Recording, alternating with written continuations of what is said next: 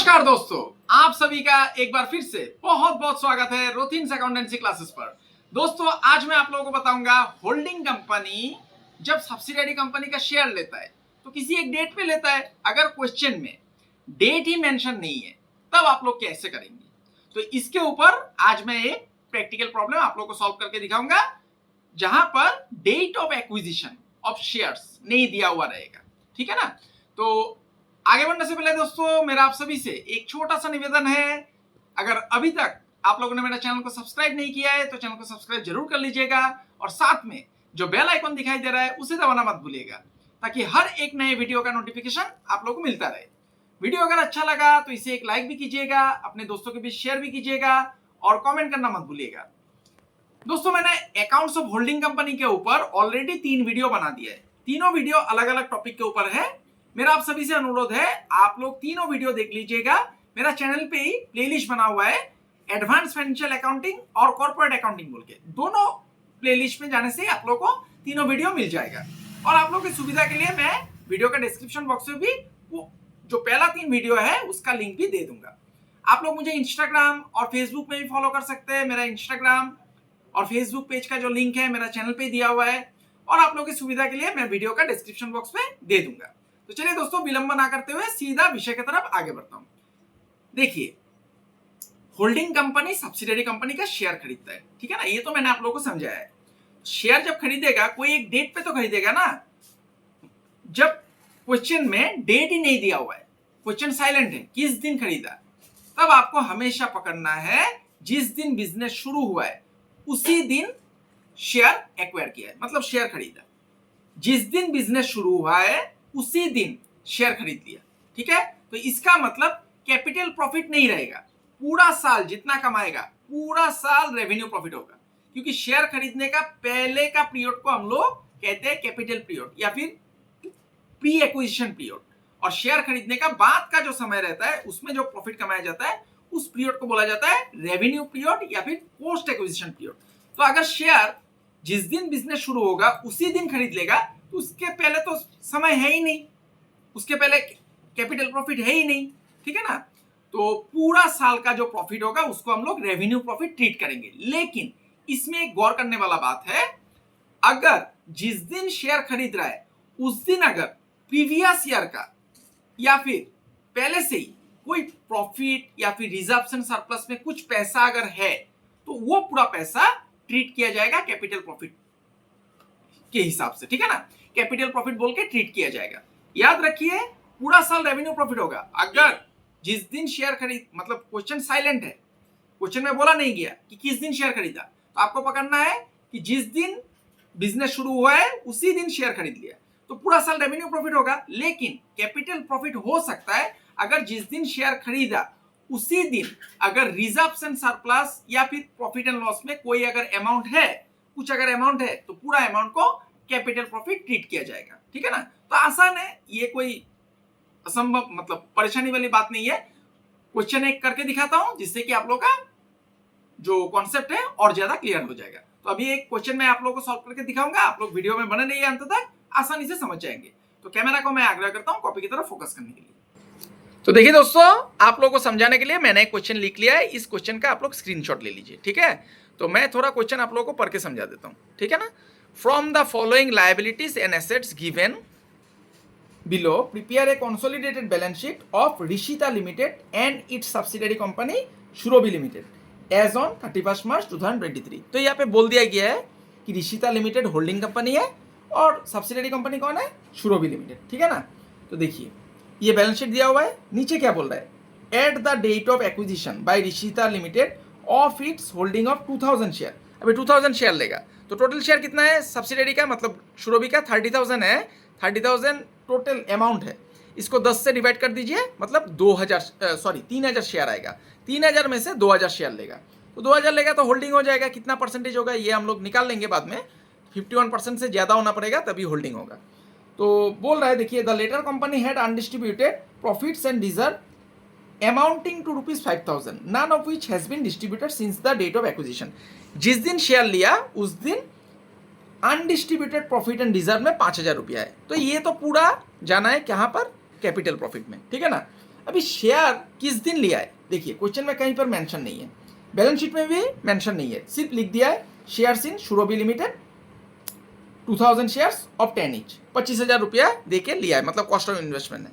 तो इसका मतलब डेट नहीं दिया हुआ है, तो इसका मतलब क्या हो जाएगा, क्या पकड़ना है, जिस दिन बिजनेस शुरू हुआ है उसी दिन शेयर खरीद लिया। तो बिजनेस कब शुरू हुआ, 31 मार्च 2023 का बैलेंस शीट है, तो 1 अप्रैल 2023 को बिजनेस शुरू हुआ, उसी दिन शेयर सब खरीद लिया, ठीक है ना। 2000 शेयर, टोटल 3000 था, ये 30,000 को 10 से डिवाइड कर दीजिए, 3000 निकल जाएगा, 3000 में से 2000 लिया, तो परसेंटेज हम लोग निकाल लेंगे अभी, तो होल्डिंग का कितना परसेंटेज है, सब्सिडरी का कितना है, ये सब निकाल लेंगे।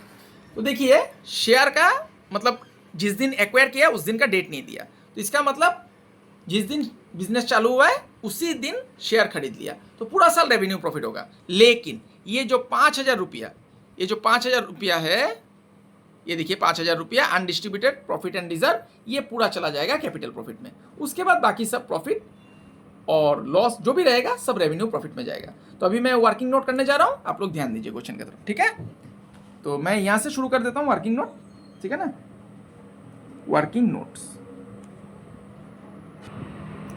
तो देखिए मैं वर्किंग नोट करने जा रहा हूँ, ठीक है ना, ध्यान दीजिए। वर्किंग नोट्स, वर्किंग नोट्स पहला आएगा एनालिसिस ऑफ कैपिटल प्रॉफिट या फिर लॉस, ठीक है ना। ये मैंने ऑलरेडी आप लोगों को सिखाया है, इसके ऊपर, इस चैप्टर के ऊपर मैंने ऑलरेडी 3 वीडियो बना दिया है, आप लोग देख लीजिएगा, ठीक है ना। एनालिसिस ऑफ, ये होल्डिंग कंपनी जो चैप्टर है दोस्तों, ये अंडर ग्रेजुएट कोर्सेज के लिए, कॉमर्स का और प्रोफेशनल कोर्सेज के लिए बहुत ही इंपॉर्टेंट चैप्टर है। इसको आप लोग बिल्कुल भी नज़रअंदाज मत कीजिएगा, परीक्षा के दृष्टिकोण से देखा जाए तो इसका एक क्वेश्चन पूछा ही जाता है, इसको आप लोग अच्छा से प्रैक्टिस कीजिएगा, ठीक है ना। प्रैक्टिस करने से आप लोग परफेक्ट बन जाएंगे। कैपिटल प्रॉफिट ऑब्लिक लॉस, तो देखिए कैपिटल प्रॉफिट में तो कुछ नहीं है, सिर्फ ये 5,000 रुपये आ जाएगा, अनडिस्ट्रीब्यूटेड प्रॉफिट एंड रिजर्व, ठीक है ना। अनडिस्ट्रीब्यूटेड, इसको लिख दीजिए, हो गया डिस्ट्रीब्यूटेड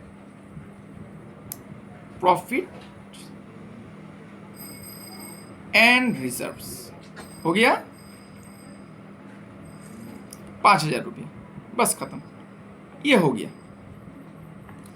ये कैपिटल प्रॉफिट निकल गया, ठीक है ना। अभी revenue profit, analysis of revenue profit oblique loss, ठीक है ना। Analysis of revenue profit, profit oblique loss, इसको लिख दीजिए।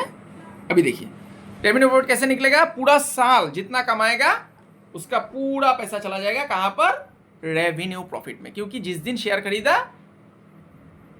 कौन सा डेट था, जिस दिन बिजनेस शुरू हुआ, तो पूरा साल रेवेन्यू प्रॉफिट आएगा। तो देखिए रिजर्व में रहता है पैसा, सरप्लस में रहता है, तो सरप्लस का 9,000, ये तो पूरा आ जाएगा। अभी रिजर्व 6,000 था, 6,000 टोटल दिखा रहा है, ठीक है ना। सब्सिडरी का देखना है, शुरोबी का सब्सिडरी का देखना है, 6,000 रुपया रिजर्व में है, लेकिन 6,000 में ऑलरेडी जो अनडिस्ट्रीब्यूटेड प्रॉफिट रिजर्व था ये कितना था, 5,000 था ओपनिंग का, तो ये 5,000 तो इसमें इंक्लूड है, ठीक है ना। तो 6,000 में से 5,000 ऑलरेडी लास्ट ईयर का था, तो इस साल कितना कमाया, 1,000, तो इसको यहाँ पर लिखना है, जनरल रिजर्व 1,000 हो गया।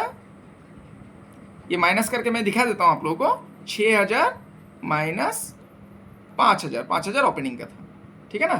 तो 1,000 रुपया आ गया जनरल रिजर्व का, और सरप्लस का देखिए ये 9,000, ये पूरा साल का मिल जाएगा रेवेन्यू प्रॉफिट में, क्योंकि पूरा साल ही रेवेन्यू है, जिस दिन शेयर खरीदा वो बिजनेस स्टार्ट होने का पहला दिन था, तो पूरा साल रेवेन्यू प्रॉफिट आएगा, ठीक है ना। सरप्लस पूरा 9,000 रुपया आ जाएगा, तो यहाँ पर सरप्लस अकाउंट लिख दीजिए, हो गया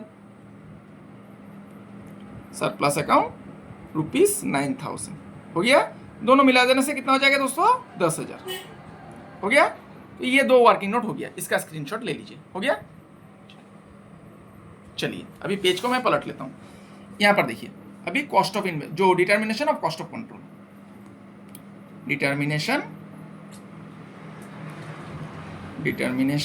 ऑफ कॉस्ट ऑफ कंट्रोल, ठीक है ना। कॉस्ट ऑफ कंट्रोल, देखिए सब्सिडियरी कंपनी का शेयर कौन लेगा, होल्डिंग कंपनी, तो उसका कॉस्ट ऑफ इन्वेस्टमेंट कहाँ दिया रहता है, एसेट साइड में दिया रहता है। ये देखिए shares in Surobi limited 2000 shares of 10 each, कितना करके लिया, 25,000 कॉस्ट ऑफ इन्वेस्टमेंट है, ठीक है ना। 25,000 कॉस्ट ऑफ इन्वेस्टमेंट है, और 2000 शेयर लिया 10 रुपया करके, मतलब 20,000। 20,000 share paid of share capital है। इसको लिखिए यहाँ पर cost of investment, cost of investment लिख दीजिए कितना, 25,000, ठीक है, less paid up value of shares, paid up value of shares, ये कितना है दोस्तों, 2000 शेयर लिया 10 रुपया करके ना, तो 10 रुपया करके कितना हो जाएगा, 20,000, ठीक है। ये अमाउंट का सिंबल है, ये अमाउंट का सिंबल है INR का, ठीक है ना। ये थोड़ा रुकिए, मैं कैमरा को ठीक कर दूँ ना, हाँ 20,000 आ गया। थोड़ा ब्लर हो जाता है कभी कभार कैमरा, तो इसको ठीक करना पड़ता है। अभी देखिए इसमें और एक चीज आता है कैपिटल प्रॉफिट का। ये जो कैपिटल प्रॉफिट निकला ना 5,000, इसमें होल्डिंग का शेयर आता है। अभी होल्डिंग का शेयर कितना है, ये तो परसेंटेज नहीं दिया है, इसको निकालना पड़ेगा दोस्तों। देखिए मैं निकाल के दिखाता हूँ। टोटल कितना शेयर है, 30,000। 30,000 को 10 से डिवाइड कर दीजिए, कितना आता है, 3,000। 3,000 में से 2,000 लिया होल्डिंग ने और 1,000 लेगा माइनॉरिटी, तो कितना परसेंटेज होगा, मैं यहाँ पर करके दिखाता हूँ, ठीक है। ऋषिता का, ऋषिता होल्डिंग है ना, ऋषिता लिमिटेड हो जाएगा और माइनॉरिटी आ जाएगा, ठीक है ना। इसको करके दिखाता हूँ, इससे आप लोगों का कॉन्सेप्ट क्लियर हो जाएगा। तो ऋषिता ने लिया 2,000 शेयर, कितना में, 3,000 में से, तो इसको 100 से इंटू कर दीजिए, परसेंटेज निकल जाएगा। और माइनॉरिटी लिया 1,000 शेयर, टोटल 3,000 था, उसमें से 2,000 अगर ऋषिता लेगा तो माइनॉरिटी लेगा 1,000, इसको भी मल्टीप्लाई कर दीजिए 100 से, फिर इसको निकाल लीजिए। मैं कैलकुलेटर का इस्तेमाल कर लेता हूँ जिससे कि परसेंटेज निकालने में सुविधा होगा। तो मैं कैलकुलेटर को निकाल लेता हूँ अभी। तो कैलकुलेटर मैंने निकाल लिया, ठीक है। 2,000 शेयर लिया 3,000 में से, ठीक है ना। 2,000 डिवाइडेड बाई 3,000 इंटू 100, तो 66.666 ऐसा आ रहा है, ठीक है ना। तो इसको मैं राउंड ऑफ कर दूंगा 66.67%, और इसका आ जाएगा माइनॉरिटी का 1,000 डिवाइडेड बाई 3,000 इंटू 100, तो इसका आ गया 33.33 हो गया। चलिए, तो होल्डिंग का परसेंटेज हो गया 66.67 और माइनॉरिटी का हो गया 33.33। ये समझ में आ गया। अभी देखिए कैपिटल प्रॉफिट कितना था, 5,000। 5,000 का होल्डिंग का शेयर आएगा, मतलब 66.67%। तो यहां पर लिखना है शेयर इन कैपिटल प्रॉफिट, ठीक है, शेयर इन कैपिटल प्रॉफिट।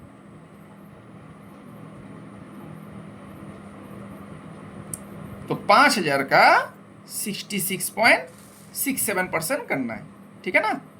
तो 5,000 का 66.67% कितना होगा, ये भी कैलकुलेटर में कैलकुलेट कर लेता हूं मैं, ठीक है। तो देखिए 5,000 का 66.67%, तो देखिए 3,333 आ रहा है, 0.5। तो इसको मैं 3,334 कर देता हूँ, ठीक है ना, 3,334, या फिर ये पॉइंट को हटा ही देता हूँ, 4-3 ले लेता हूँ, ये पॉइंट को राउंड ऑफ कर देता हूँ, ठीक है ना। चलिए ये हो गया, ठीक है ना। ये पॉइंट को हटा देता हूँ, राउंड ऑफ कर देता हूँ। ये दोनों को जोड़ने से कितना हो जाएगा दोस्तों, 23,333 हो गया। इसको माइनस करना है क्योंकि ये तो लेस है, इसको माइनस करना है। तो 25,000 से इसको माइनस कर दीजिए, 25,000 माइनस 23,333, 1667, ये आ गया प्लस में आंसर। प्लस में आने से क्या लिखना पड़ता है, गुडविल, ठीक है ना। माइनस में आने से क्या लिखना पड़ता है, कैपिटल रिजर्व। ये आप लोगों को मैंने सिखाया है। हो गया ये तीसरा वर्किंग नोट खत्म। अभी माइनॉरिटी इंटरेस्ट निकालना है, calculation of minority interest, calculation of minority interest हो गया। तो देखिए होल्डिंग ने लिया कितना, 2,000 शेयर, तो माइनॉरिटी कितना लेगा, 1,000 शेयर। टोटल 3,000 में से 2,000 होल्डिंग ले लिया, मतलब ऋषिता ने ले लिया, तो माइनॉरिटी लेगा 1,000 share, paid up value of shares, value of shares हो गया। तो माइनॉरिटी का कितना हो गया, 1,000, 1,000 10 रुपया करके, तो ये हो जाएगा 10,000 रुपया, ठीक है ना। कैपिटल प्रॉफिट का भी हिस्सा मिलेगा उसको, add share in capital profit, share in capital profit. अभी कैपिटल प्रॉफिट कितना था दोस्तों, 5,000, ये देखिए 5,000 था कैपिटल प्रॉफिट, इसका 33.33% आएगा।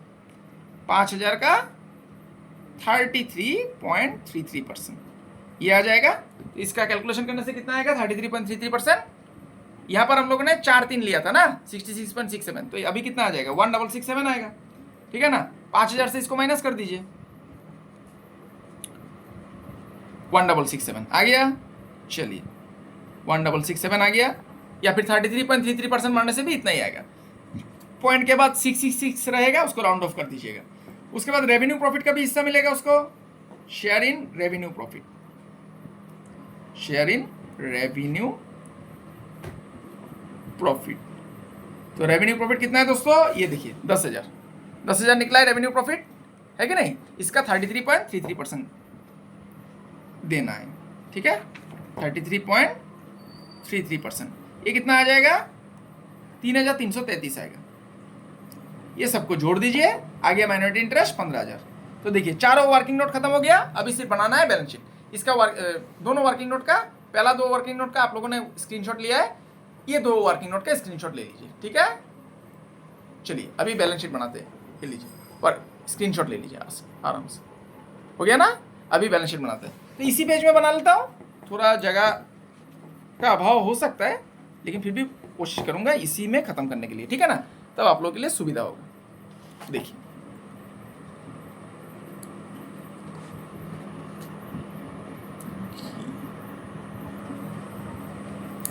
बैलेंस शीट ऑफ, थोड़ा छोटा छोटा करके लिखता हूं ताकि जगह बच जाए। Balance sheet of Rishita limited and its subsidiary Shurobi limited, ठीक है ना। डेट कितना देना पड़ेगा दोस्तों, क्वेश्चन में कितना था 31 मार्च 2023, ये देना है एज ऑन 31 मार्च 2023, हो गया। तो अभी मैं घर बना लूंगा। ये फॉर्मेट कंपनी का बैलेंस शीट जैसा होता है, ऊपर में लायबिलिटीज रहेगा, नीचे एसेट रहेगा, ठीक है ना, इसको ध्यान में रखिएगा। वर्टिकल फॉर्मेट में नहीं करना है, हॉराइजॉन्टल फॉर्मेट में करना है, ठीक है। चलिए यहाँ पर रुपीस लिख दूंगा, ये पार्टिकुलर्स। लगभग खत्म हो गया क्वेश्चन, सिर्फ अभी बैलेंस शीट बनाना है। अमाउंट रुपीस का सिंबल दे दीजिए। अभी क्वेश्चन देखना है और साथ में सब्सिडरी का कुछ नहीं देखना है। सब्सिडरी का देखना है अगर उसका अमाउंट वर्किंग नोट में आ गया तो उसका कुछ नहीं करना है, उसको छोड़ देना है, ठीक है ना। तो क्वेश्चन में देखिए, पहले शेयर कैपिटल है, ये 1,20,000 है, ठीक है ना। 1,20,000 होल्डिंग का है, ये तो आएगा। और 30,000 हम लोगों ने क्या किया था, देखिए 30,000 का हम लोगों ने 20,000 यहाँ पर दे दिया सब्सिडरी का, और 10,000 माइनॉरिटी को दे दिया, तो ये खत्म। सिर्फ 1,20,000 आएगा शेयर कैपिटल। ऊपर में लायबिलिटीज लिख दीजिए, शेयर कैपिटल 1,20,000 सिर्फ होल्डिंग का आएगा, क्योंकि जो सब्सिडरी का था उसको हम लोगों ने बांट दिया, कहाँ पर, cost of determination of cost of control में और माइनॉरिटी इंटरेस्ट में, हो गया। चलिए दूसरा देखिए आइटम क्या है, ट्रेड पेएबल। ट्रेड पेएबल दोनों का ही आएगा, कहीं पर हम लोगों ने वर्किंग नोट में जिक्र नहीं किया है ये दोनों का बारे में, तो दोनों आ जाएगा 15,000 और 5,000, 20,000 लिख दीजिए। ट्रेड पेएबल्स हो गया 15,000 प्लस 5,000, ये आ जाएगा कितना 20,000, हो गया। चलिए उसके बाद जनरल रिजर्व, देखिए क्वेश्चन में देखिए जनरल रिजर्व 25,000 तो आएगा ही, ये होल्डिंग का है, और 6,000 हम लोगों ने क्या किया था, ओपनिंग में 5,000 चला गया, और 1,000 हम लोगों ने कहाँ पर दे दिया, रेवेन्यू प्रॉफिट में। तो ये जो सब्सिडरी का 6,000 है ये नहीं आएगा, 5,000 ओपनिंग में चला गया और 1,000 रेवेन्यू प्रॉफिट में, सिर्फ आएगा 25,000 जनरल रिजर्व हो गया 25,000 खत्म। उसके बाद नेक्स्ट आइटम देखिए क्या है, सरप्लस देखिए 12,000 तो आएगा ही, और ये 9,000 हम लोगों ने क्या किया था, रेवेन्यू प्रॉफिट में दे दिया, तो ये 9,000 नहीं आएगा, सिर्फ 12,000 आएगा, और साथ में होल्डिंग का जो रेवेन्यू प्रॉफिट का परसेंटेज है उतना आएगा, ठीक है। ये मैंने आप लोगों को सिखाया था। सरप्लस अकाउंट 12,000 लिखना है, प्लस ये कितना है, रेवेन्यू प्रॉफिट 10,000। जैसे कि माइनॉरिटी का शेयर तो माइनॉरिटी में चला गया, और कैपिटल प्रॉफिट का होल्डिंग का शेयर जो था 66.67% वो चला गया determination of cost of control में। वही रेवेन्यू प्रॉफिट का होल्डिंग का शेयर जाता है कहाँ पर, सरप्लस के साथ जुड़ के आता है। तो 10,000 का 66.67% कितना आ जाएगा, 6,667।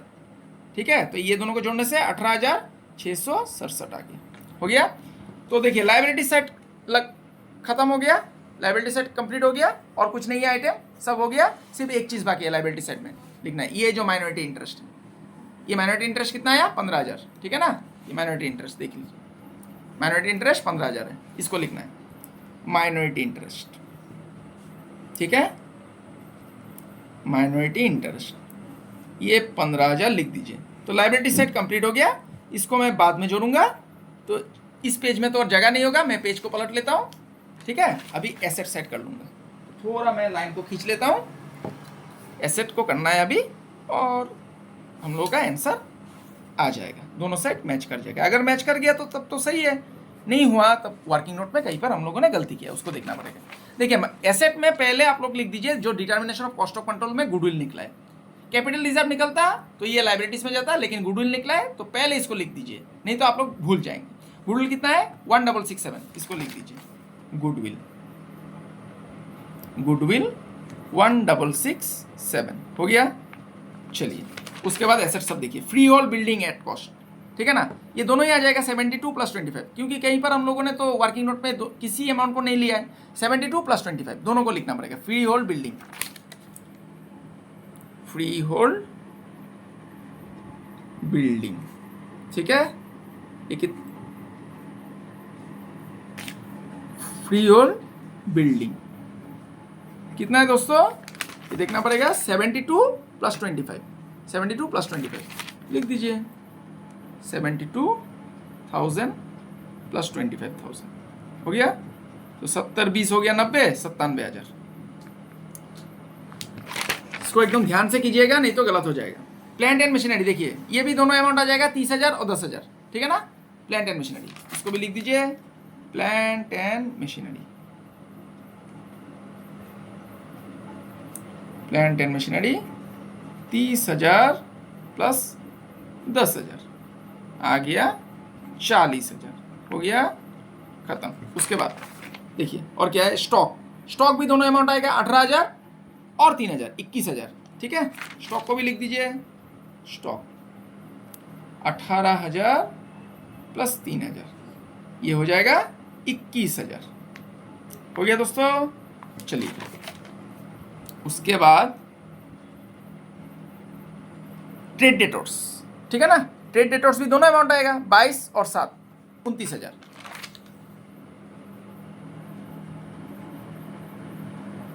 ट्रेड डेटर्स 22,000 + 7,000 हो गया कितना, 29,000, इसको लिख दीजिए। उसके बाद और एक बैलेंस बचा हुआ है बैंक बैलेंस, देखिए 5,000 5,000 दोनों ही आ जाएगा 10,000। बैंक बैलेंस 5,000 + 5,000 ऐसे लिख के कीजिएगा, अंदर में लिख दीजिएगा। ठीक है ना, इससे एग्जामिनर को समझने में सुविधा होता है और आपको फुल मार्क्स मिलेगा। और देखिए और एक आइटम बचा हुआ है, shares in Surbhi limited 2000 shares, जो कॉस्ट ऑफ इन्वेस्टमेंट था 25,000, ये तो हम लोगों ने यहाँ पर कर दिया। ठीक है ना, तो इसका कुछ नहीं होगा, तो हम लोगों का एसेट साइड भी कंप्लीट हो गया। तो हम लोग अभी जोड़ेंगे, अगर दोनों साइड मैच कर गया तो हम लोगों का सभी वर्किंग नोट सही हुआ है और सभी अकाउंटिंग ट्रीटमेंट एडजस्टमेंट सभी हम लोगों ने सही रूप से किया है।